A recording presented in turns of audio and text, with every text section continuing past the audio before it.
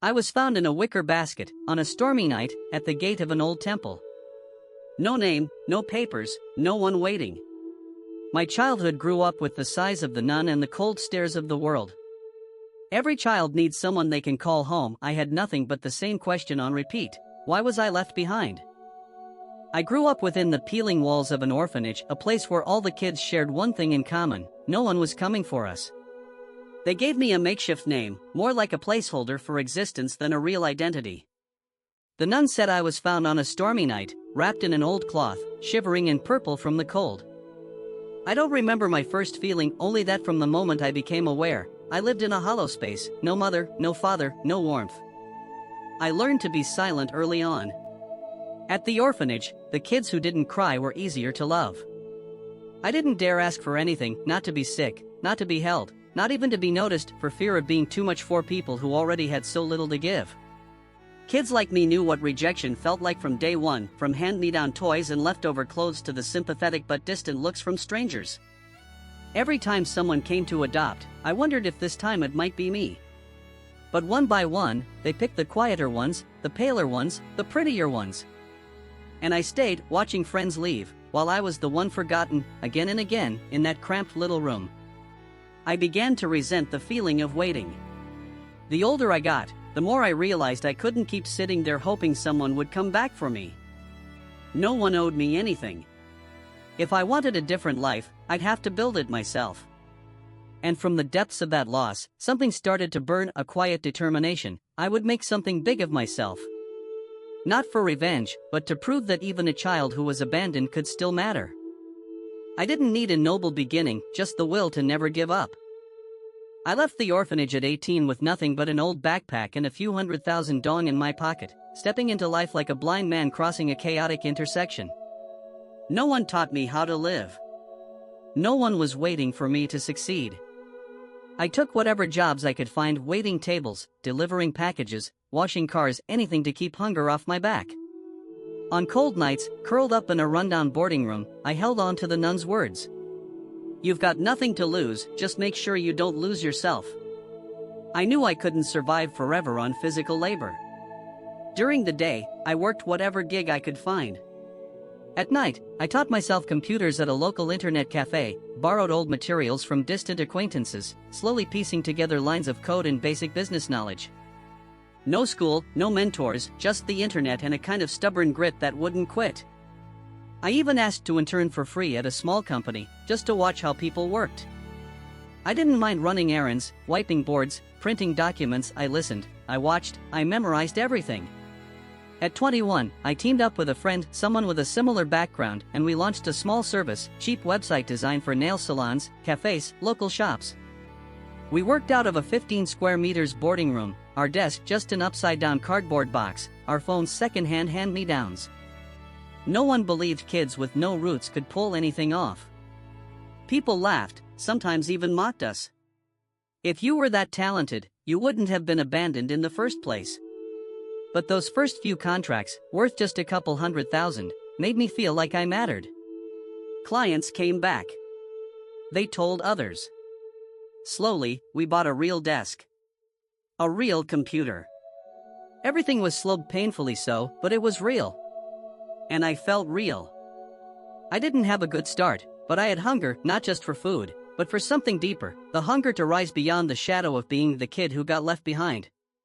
And that journey, no matter how hard it gets, has never made me want to turn back. 3 years later, we were no longer just a small group of freelancers. Our web design startup had grown into a real company, with an office, a team, and a steadily growing client list. I still remember the day we secured our first investment from an angel investor. It wasn't a huge amount, but it was a milestone, the moment I realized I've actually built something. But just when everything seemed to be falling into place, I found myself slipping into a strange emptiness. Days were busy, revenue was rising, the media had started to notice, yet at night, I'd lie awake, restless. A part of me still felt hollow. I had run so far, so fast, but what was I running from? And what was I running for? One night, I opened the old adoption file the nun once gave me, the one I had never dared to read. On that worn-out paper, scrawled in shaky handwriting, were the words, "unable to raise." That was it. No explanation. No mother's name. And for the first time, I didn't feel angry. I just felt a quiet, aching sadness. Maybe she was just as lost as I was. That night, I realized something.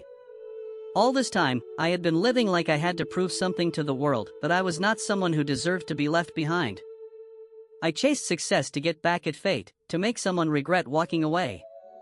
But now I know, if I keep living out of resentment, I'll never truly be free. In that moment, I no longer saw myself as the abandoned child. I saw a survivor, someone who was rewriting what it means to have worth. Not to be accepted, not to be validated, but simply because I deserve a full life. That was when everything began to shift.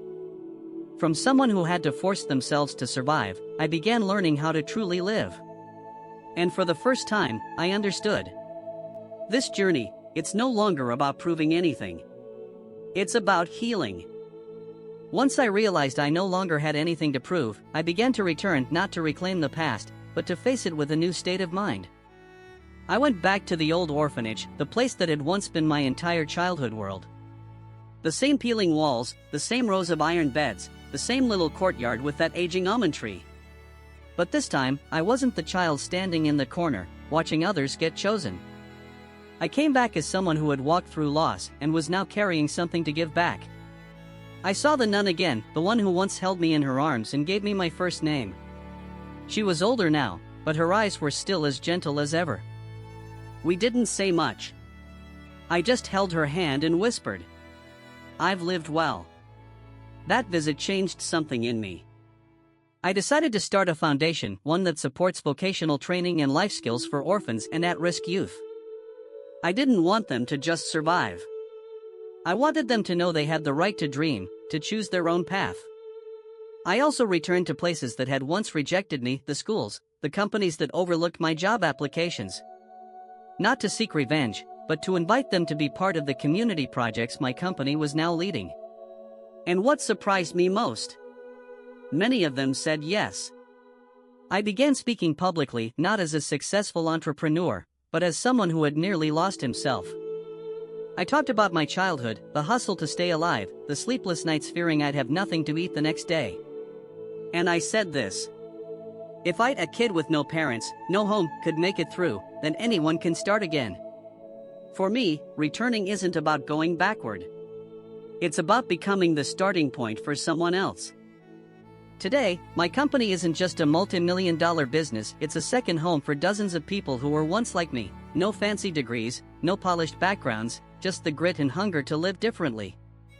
We don't hire the best on paper, we look for those willing to learn, willing to fail, and willing to get back up. I no longer throw myself into work like someone running from something. Instead, I make time for my team, for the kids in our training programs, and for myself, something I once avoided at all costs. Life still has its worries, the pressure is still there, but I'm no longer alone. I've learned to trust, to share, and even to be vulnerable when I need to. I have my own little family now, a home I once thought was a luxury I'd never have. Watching my child sleep peacefully, I often think of my younger self curled up under the temple's eaves.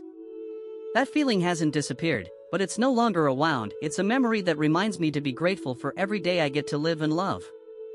The company keeps growing, but what I'm proudest of isn't the revenue, it's the people who were once underestimated and are now leading teams of their own.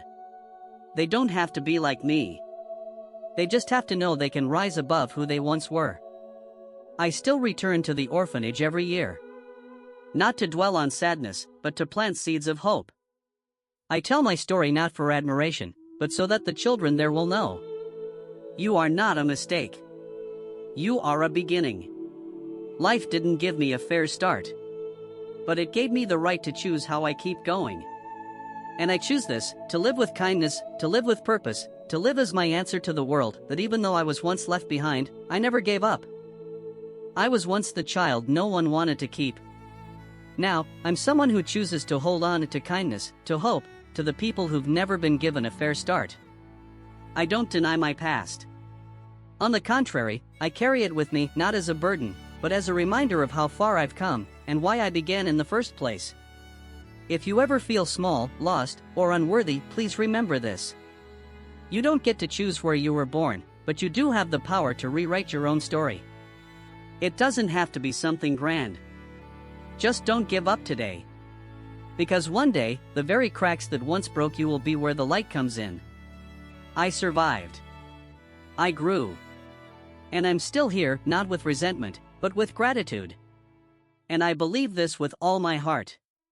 If an abandoned child can become someone who lights the way, then so can you. Really.